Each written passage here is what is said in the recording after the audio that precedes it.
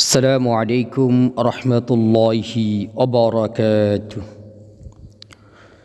نحمده ونصلي على رسوله الكريم. أما بعد فأعوذ بالله من الشيطان الرجيم. بسم الله الرحمن الرحيم. وننزل من القرآن ما هو شفاء ورحمة للمؤمنين. صدق الله المولانا العظيم. সম্মানিত বন্ধুগণ, তো আপনারা সকলেই কেমন আছেন? আশা করি আল্লাহ সুবহানাহু ওয়া তাআলার রহমতে সকলেই ভালো আছেন। আমিও আল্লাহ সুবহানাহু ওয়া তাআলার রহমতে খুবই ভালো আছি, আলহামদুলিল্লাহ। সম্মানিত বন্ধুগণ, আজকে একটি চমৎকার বিষয় নিয়ে আসলাম আপনাদের মাঝে।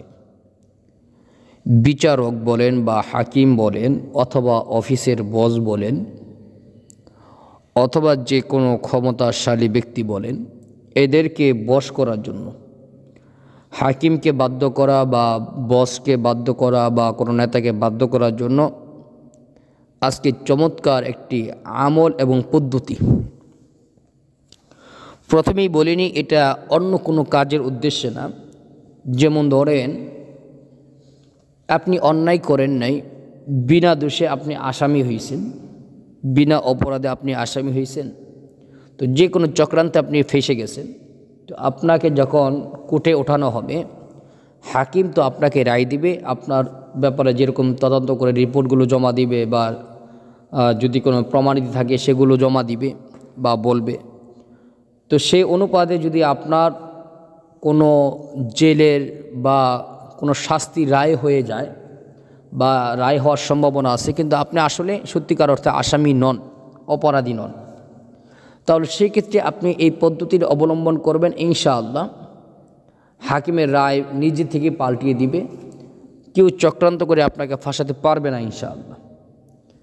যদি এমন হয় যে আপনার চাকরি চলে যেতেছে, আপনার অফিসের বস, আপনি কোনো অপরাধ করেন নাই, যে কোনো ব্যক্তি হোক ক্লিকবাজি করে বা আপনার ব্যাপারে ষড়যন্ত্র করে আপনার ব্যাপারে অভিযোগ দিয়েছে, বিধায় আপনার চাকরিটি চলে যেতেছে, যদি এমন অবস্থাও তৈরি হয়ে যায়, তাহলে এই পদ্ধতি অবলম্বন করতে পারেন।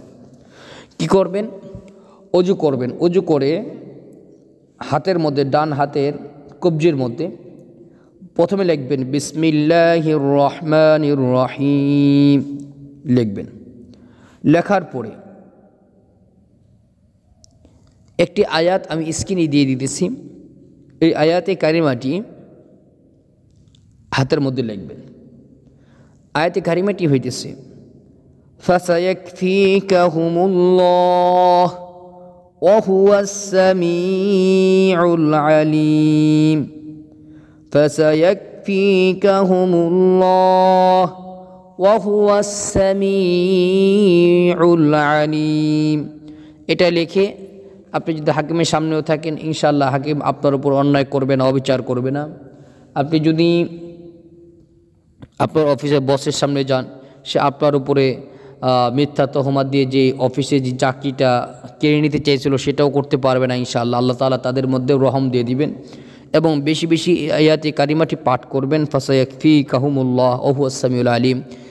যে কোনো ব্যক্তির সামনে যাওয়ার সময় যদি বেশি বেশি এই আয়াতে কারিমার অংশটুকু পাঠ করেন, ফাসায়াকফিকাহুমুল্লাহ ওয়া হুয়াস সামিউল আলিম, যার কাছে যাইবেন সে আপনার বাধ্য হয়ে যাবে ইনশাআল্লাহ। আল্লাহ তাআলা আমাদেরকে দুনিয়ার যে কোনো সমস্যার সম্মুখীন হলে কোরআনে আমল করার তৌফিক দান করুন, আমিন। আসসালামু আলাইকুম ওয়া রাহমাতুল্লাহি ওয়া বারাকাতুহু।